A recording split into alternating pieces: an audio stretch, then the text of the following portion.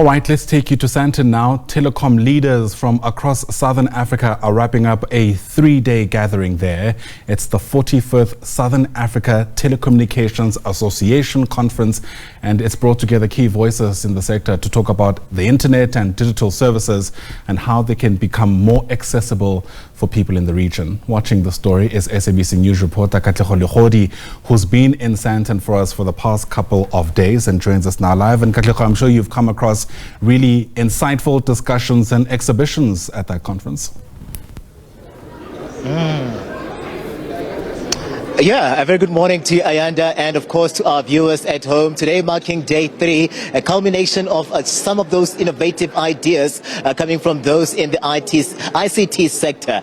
So you find them just pushing to ensure that we reimagine connectivity, not only here in South Africa, but on the continent of Africa. You find various of those countries coming through into the Sandton Convention Center, Johannesburg to be in particular, just pushing to ensure that they too look out for their citizens.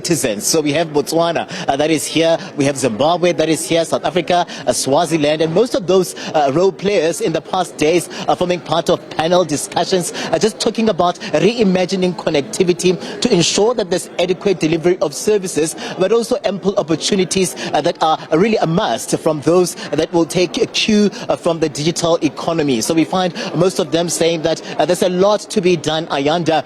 Here at home, for instance, we have over 20 million of citizens. Most of them, you'll find them in the rural area, you'll find them in villages. They are not connected and they're really missing opportunities that would come through with the digital economy. But those that are here are innovators, you find stakeholders, and they're saying that all they need to do now is a punt on the solutions, because there is a need now more than ever to ensure that there's this inclusive connectivity that will come through from engagements like your SATA 45. I'm going to bring one of the stakeholders of Telecom, the BCX, to join us here. Amanda Moletsane is joining us to just give us a sense and reflect with us. Amanda, over the past 2 days, we've seen a high-level discussions around inclusion. There have been talks around infrastructure development.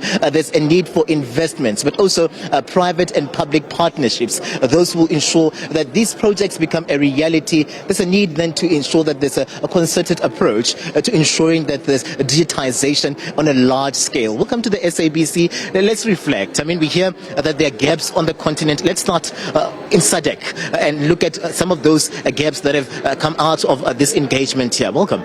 Perfect. Thank you so much for having me. And I think the week and the events in the week have been quite important and alluding to the fact that in order for us to win and to succeed, given the geopolitical environment, given the state of the economy, locally here at home and also in the region, it's really important for us to now start internalizing that we are what we have. And we need to start thinking about how we solve for the problems that are specific and local for the local market. So step one for us, which is important to consider, and a big takeout from this week's events, is that we cannot go it alone. And not going it alone requires for us to be quite coordinated in shaping and creating a digital ecosystem. This digital ecosystem is meant to enable us to be able to pull together capital so that we can then actively start to invest in digital innovation. Right? But over and above that, connectivity needs to start becoming affordable, right, and accessible.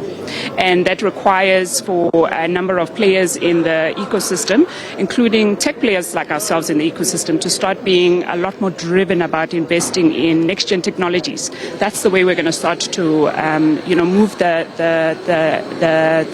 tip the boundaries on making connectivity more affordable.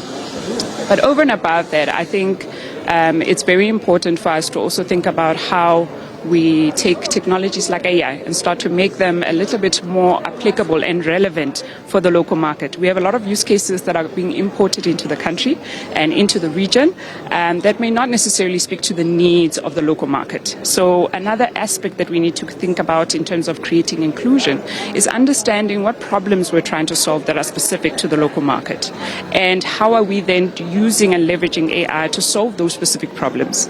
Once we start having a perspective that says, import logic and import use cases that are specific to other markets.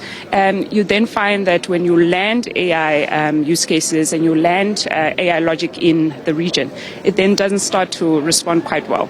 And we can even go ahead and talk a little bit about the threat of AI creating or exacerbating the issue we have around unemployment, right? That's a case in point around how a use case that's coming from abroad. Example is agentic AI. How agentic AI, when you're starting to think about its applicability, the value proposition that's been put forward is start to look at how you reduce cost and you optimize. So you replace human beings with technology, right? AI in this case. And you have your AI assistants that are now replacing human beings. The logic is that you will retrench. And that kind of logic and that use case is not really one that works well for a developing economy, right? So I think there's an opportunity for us to start to think broader about inclusion. It's not just about building the right ecosystem, pulling together for capital, pulling together for skills. It's also looking at creating enabling environments for us to innovate around AI. Let's talk about that enabling environment. I mean, we saw Minister Solly Malasi here. We are in a G20 here, and there are a whole lot of talks around concerted efforts from the continent so that we ensure that South Africa's presidency works for all. Do we see a policy alignment? Do we see a synergy? And do you get a sense that government as well is worried about those that are seemingly left behind that are not part of this ecosystem? I think the perspective we have is also that we place quite an undue burden on government, right, to lead in a space where the rapid evolution of technology is not one that government can keep abreast of or keep up with. It is really up to us as the digital ecosystem, particularly the tech players in the ecosystem, to start to drive and shape the agenda, right? Us driving and shaping the agenda also helps government to start focusing. The role of government needs to be about enabling the ecosystem to do what it needs to do. Okay, and I think once we start to look for that leadership and direct that leadership need, and look at government and say it must do, we're being unfair a little bit, right? And I think there's a role for all of us to play within the ecosystem, and it's now the time. Like I mentioned earlier, given the geopolitical tensions, it's now the time, and we're starting to need to realize that we're really on our own. So nobody who's going to come here and help us if we don't start to also activate the ecosystem, and the ecosystem itself in terms of some of the commitments and the priorities that we've made over the course of this week. We have to drive. And if we don't drive and execute, it's us also not necessarily looking for that transformation that we want to drive. Amanda, I have to let you go. Really appreciate you giving us your time here. Amanda Moletsane coming through from BCX. They are a subsidiary of Telkom. Telkom is our host here. And really, in a moment, you'll see the handover from Bonfit. This will be Botswana, a subsidiary, giving and handing over the chairmanship of SATA to South Africa. This will be open serve. And this is when then you'll see these role players like our Amanda, BCX, starting to really push and ensure that what is discussed here become then a reality. In studio for now, Ayanda. All right, Katlego, Legodi live to us there from Sandton. Thanks very much indeed. We'll continue watching that story with you as it wraps up this conference.